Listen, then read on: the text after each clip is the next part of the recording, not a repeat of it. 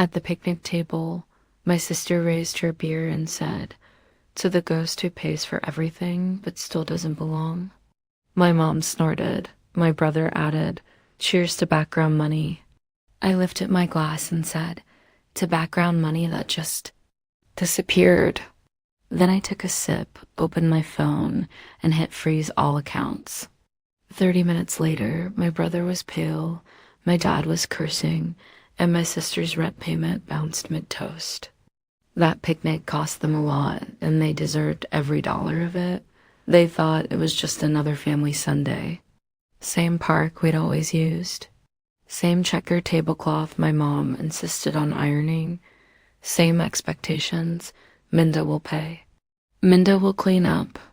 Minda will be grateful we let her sit at the grown-up table even though she's almost 40. But this one was different. This one was expensive. I made sure of it. They wanted catering this time. Something nicer than hot dogs. Lara said in her group. Text, Scott voted for ribs and seafood because why not? They'd never pay for it. Lara offered to do the drinks and brought 3 bottles of generic soda and a 6-pack of light beer.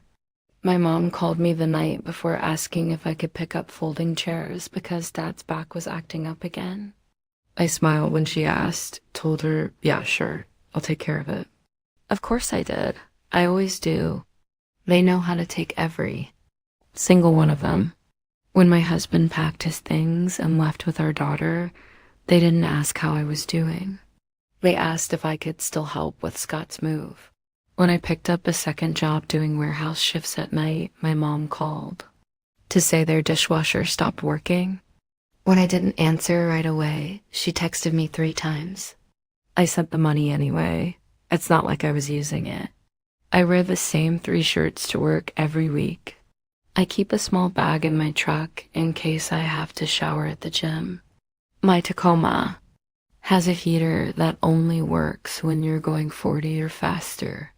My boots are so worn the leather is separating at the toe. I don't buy anything, not for me. But I paid off their Kia.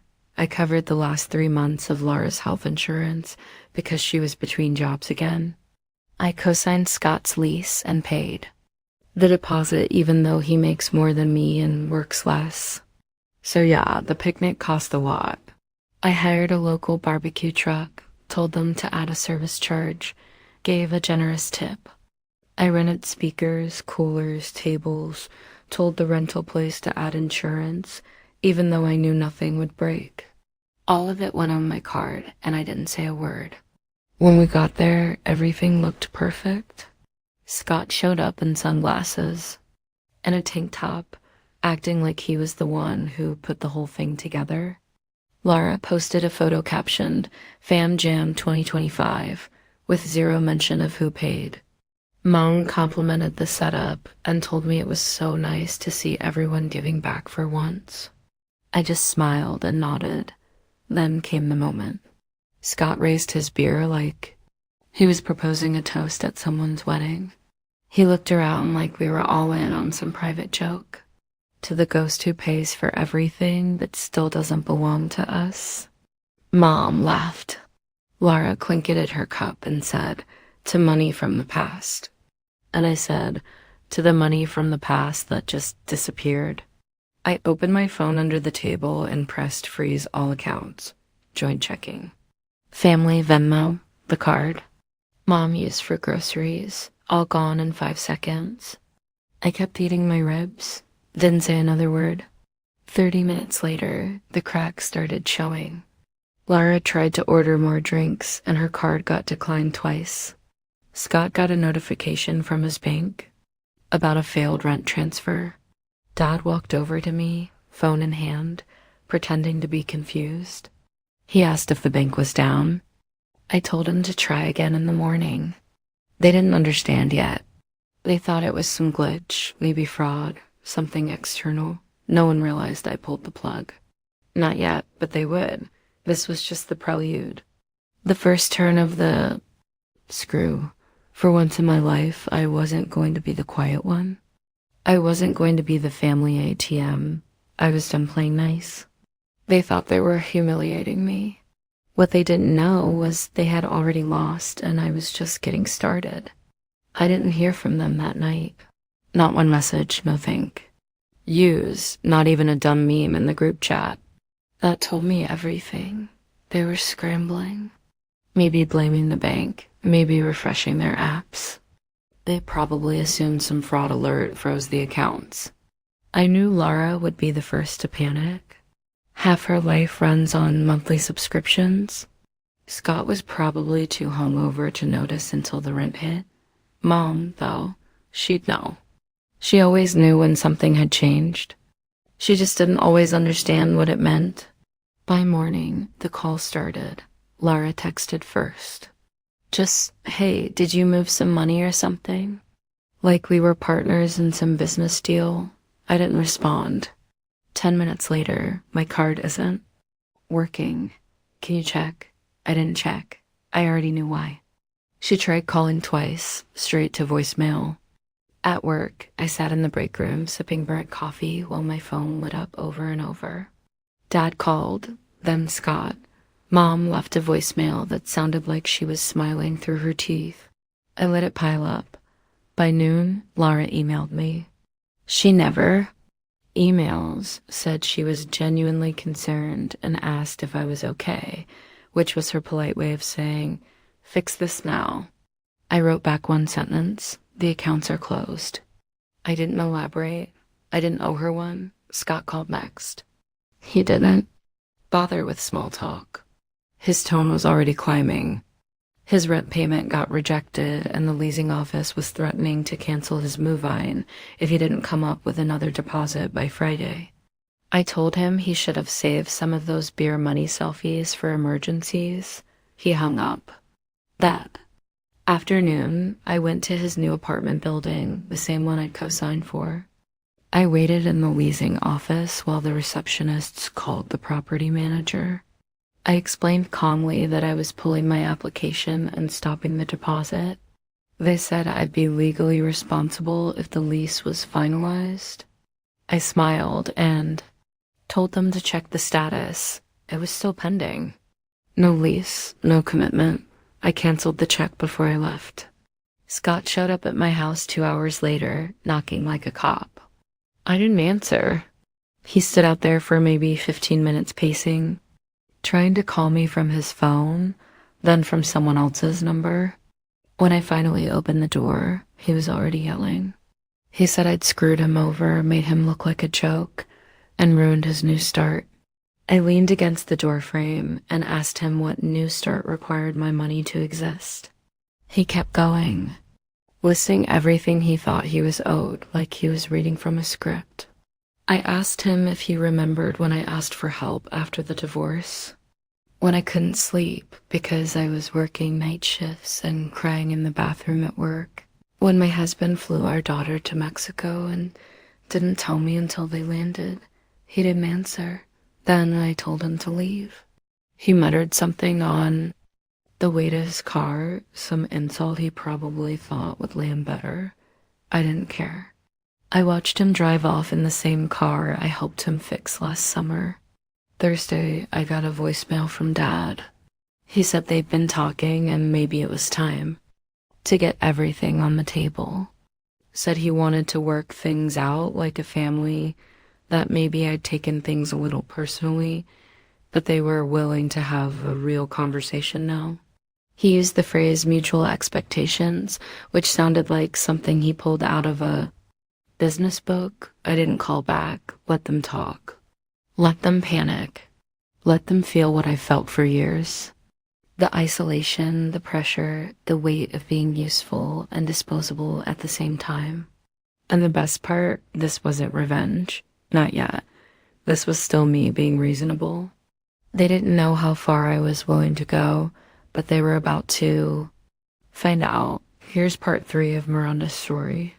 They were trying to play it cool, but it was unraveling faster than they could patch it.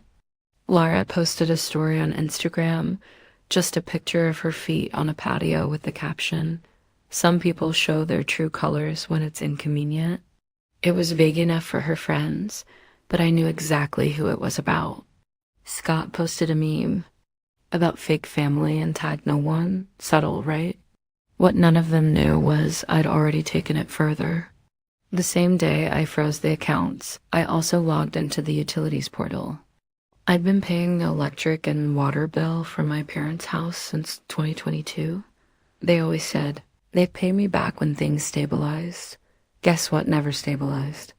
So I canceled the autopay, deleted the card on file, marked it as moving out. 2 days later, my mom texted me. Did something happen to the utility payments? I got a shut-off notice. I left it on red. It wasn't cruel, not really. I gave them years of my life. I paid bills while they traveled. I skipped dentist appointments while they redecorated. I sold my coin collection to help cover the tax bill Dad forgot to pay on time, and I never threw it in their faces. Never once made them feel small for needing help. But they made me feel small regularly, like when Scott said I couldn't hold down a man, or when Lavra laughed at my shoes and asked if I was starting a minimalist phase, or when Dad said he was glad I didn't have my daughter full-time with the hours I work. That one stuck. So, no, I didn't feel bad when I got another message from Laura on Sunday asking if I had canceled her Hulu account. I had along with the shared Netflix and the phone plan. I was still paying for her because she claimed the family bundle was a better deal.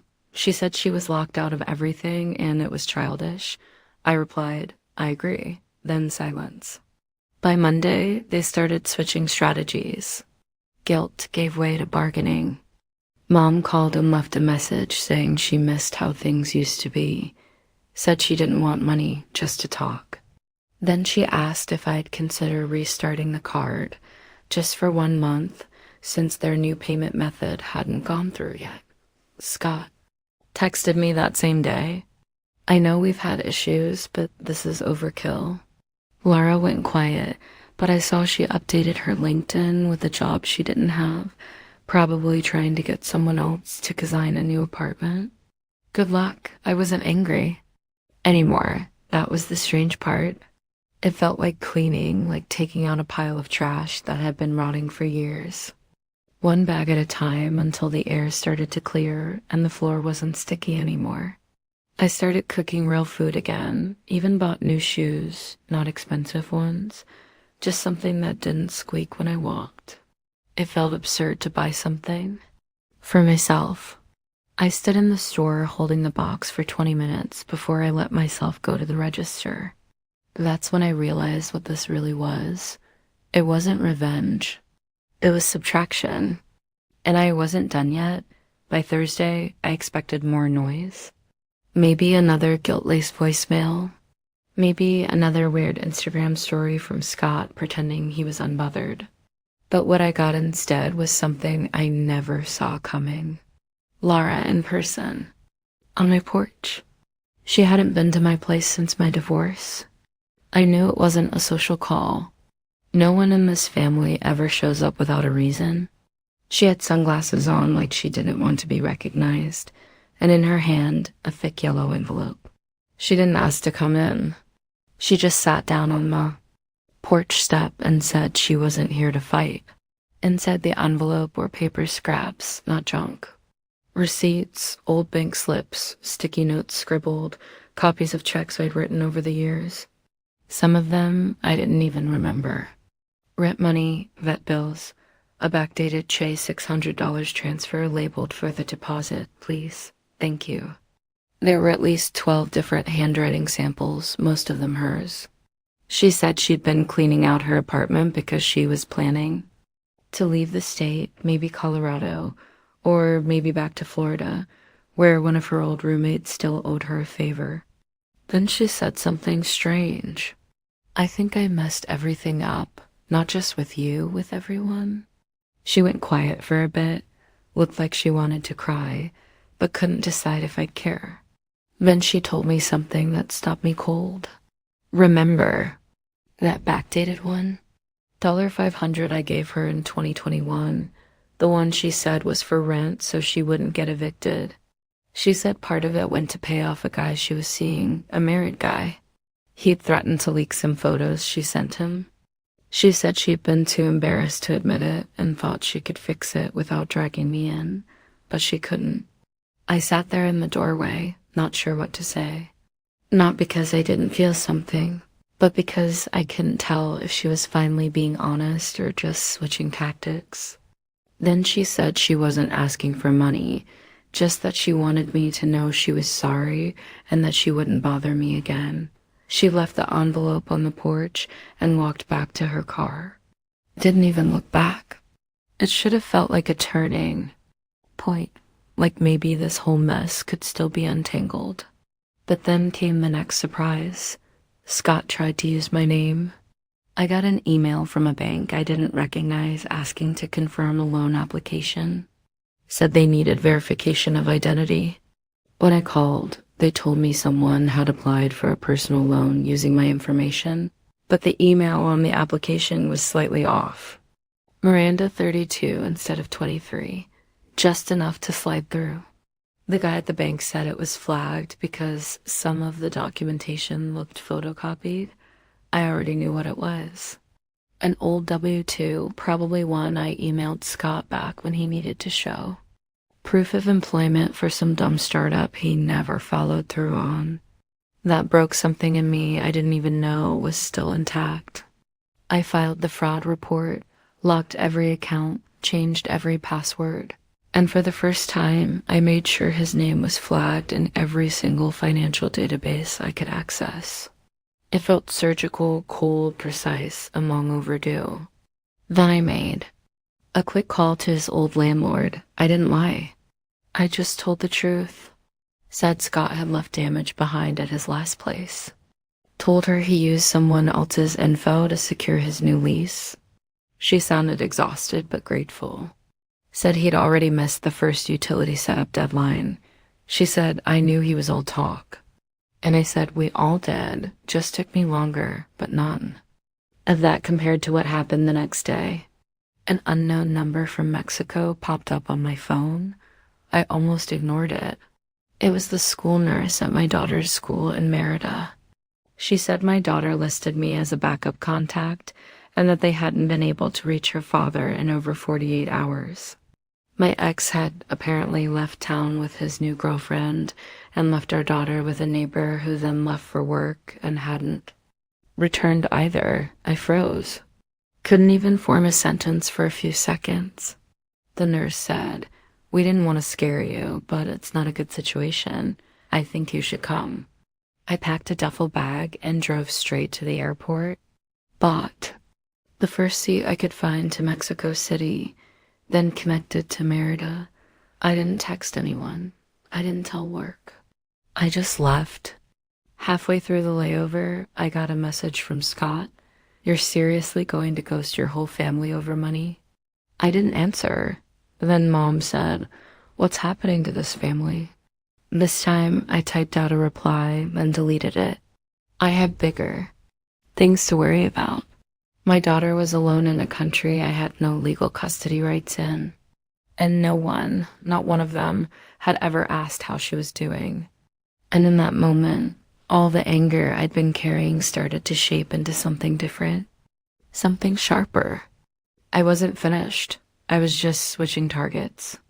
I landed in Merida just after midnight. The airport was quiet, just a few taxis and some locals waiting for relatives. I didn't have any bags to check, didn't even bring a change of clothes. Just my passport, a backpack, and one goal: get to my daughter. The nurse had given me the address of the neighbor who had been watching her. It was on the outskirts of town in a neighborhood I didn't recognize. I paid a cab driver extra to wait while I knocked. She was asleep when I got there, curled up on a couch in a house that smelled like dust and fried oil. The neighbor was some guy in his 50s who barely spoke English. He looked just as confused as I felt. He said her father had gone to Cancun for a few days with a friend, then stopped answering his phone. I thanked him, scooped up my daughter, and took her straight to a hotel. She didn't even ask why I was there, just wrapped her arms around me and whispered that she missed me. I told her the same. We stayed there for 4 days, just the two of us. I took her to the beach one morning. We ate mangoes and churros, walked through markets, watched cartoons in Spanish. It was the first time I'd felt like a mom in over 3 years. My ex finally texted on the 5th day. "Everything okay?" That was it. I didn't reply. Instead, I walked into the local lawyer's office the nurse had recommended and asked what I could do to get some form of custody or at least file for neglect.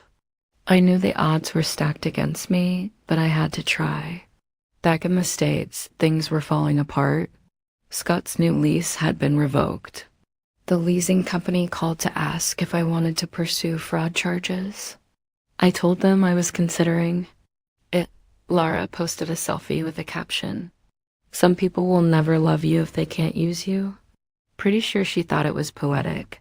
Mom sent a long message. She said I was turning into someone they didn't recognize, that I was acting out of character and letting bitterness poison the family. She said they were all willing to forgive me if I just stopped being so cruel. I stared at the message for 10 minutes. Then I replied, "I forgave all of you 100 times. You just called it responsibility." I turned off my phone. When I flew back to the US, I had one plan. Clean break. I canceled everything still in my name. Even the $4.99 subscription to some dumb cloud service mom used for storing recipes. I called the phone company and split Lara off the family plan. I deleted every shared Google Drive folder, even the one with Dad's tax documents. Let him figure it out. Scott showed up at my job the next week. He walked into the warehouse like we were cool. He had sunglasses on, even though it was cloudy. He tried to pull me aside. Said he wanted to talk woman to man. He said, "I know you're upset, but you've made your point enough, right?" I told him I wasn't done, not even close. He called me a coward, said I was ruining things for no reason, that I was petty and vindictive. Then I said something I didn't plan, something that came out sharp and final. "You were never family. You were just an expense." That shut him up. He stood there for a second, then walked out. Didn't even look back. Later that night, Mom called again. Voicemail. She said she didn't know what to do anymore, that the family was falling apart, that I was scaring her with how cold I'd become. She said, "I don't even know who you are anymore." And for the first time in my life, I felt something like peace because I finally knew who I was and it wasn't their wallet. A month passed. Silence had become the norm. My phone stayed quiet. No more texts from Mom. No passive-aggressive Instagram stories from Lara. No fake apologies from Scott. The group chat had gone dead. It was the most peace I'd had in years. I got approved for visitation rights in Mexico. It wasn't full custody, not even close, but it was something. My daughter could visit for holidays. I already started fixing up the spare room in my place. Pulled the old stuff out, painted it yellow. I bought her a desk, the first real piece of furniture I'd bought in years. I still wore the same jeans, still drove the same truck, but everything felt different. Then, right as I thought the dust had settled, they pulled one last stunt. It was Lara's idea, I'm sure. I got a message from her out of nowhere. Said they wanted to meet as a family one last time. No drama, just to clear the air. I ignored it. 3 days later, Mom sent an actual letter, not an email. An envelope with her handwriting on the front like it was 1998 again. Inside was a photo of us from 10 years ago, all smiling at some beach rental. A note said, "Before all this, please let's talk." I stared at it for a while. Then I drove over. I didn't tell them I was coming, just showed up. They were all there. Mom, Dad, Lara, Scott. It looked like they'd rehearsed what to say. Like they decided if they could just get me in a room, they could rewrite it all. Scott was the first to speak, tried humor. "So the prodigal wallet returns." I didn't smile. Mom said they understood now that things had gone too far. that I needed space, but we were still blood. That should mean something. I waited. I let them talk, let them weigh out every excuse, every revision of history. Then I told them exactly how I saw it. I told Mom she never protected me from Dad's passive aggression and that I wasn't her retirement plan. I told Lara she used people like furniture and expected applause for doing the bare minimum. I told Scott he was a leech and not even as smart. Then I said something that I regretted as soon as it left my mouth, but I said it anyway. You're not my family. You're just people I grew up with. The room went still. Mom looked like she'd been slapped. Lara stood up. Scott muttered something about me being mentally unstable.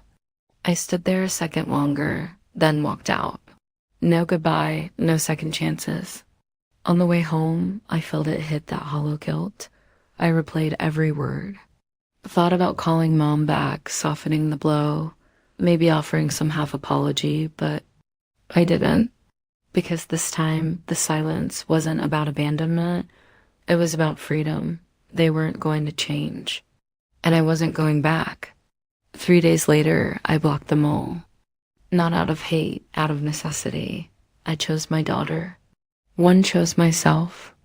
I chose a future without chains made from guilt and obligation. And for the first time in years, I could finally breathe all the way in. Update. 2 weeks after I blocked them, I got a letter. Certified mail, no return address. Just my name in tight cursive on the envelope. For a second, I thought it might be legal trouble. Maybe Scott trying something stupid again. I almost didn't open it. Inside was a check. $300, no explanation. Beyond a short note written on a torn page from a notepad. Sold the couch, sold the necklaces. I figured this covers some of what I owe. Don't expect more. I'm not trying to fix things. I just don't want a debt hanging over me. It wasn't signed, but it was Lara. I recognized the handwriting and the tone. Classic her. I didn't catch it right away. It sat on my kitchen counter for 4 days.